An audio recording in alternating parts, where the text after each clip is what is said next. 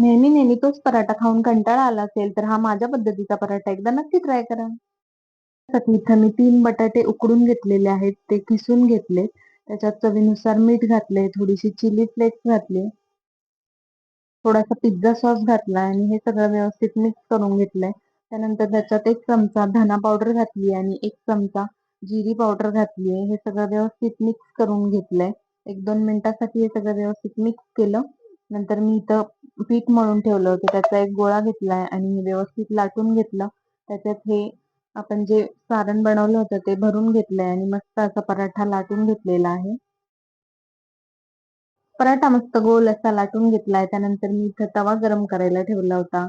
तर तवा पण मस्त गरम झालेला आहे. त्याच्यात थोडंसं तेल घातलंय अगोदर.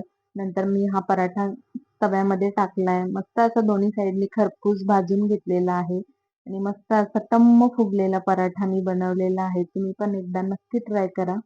मी खरपूस दोन्ही साइडनी भाजून घेतला आणि मस्त असा आपला पराठा रेडी झालेला आहे. तर तुम्ही पण एकदा नक्की ट्राय करा.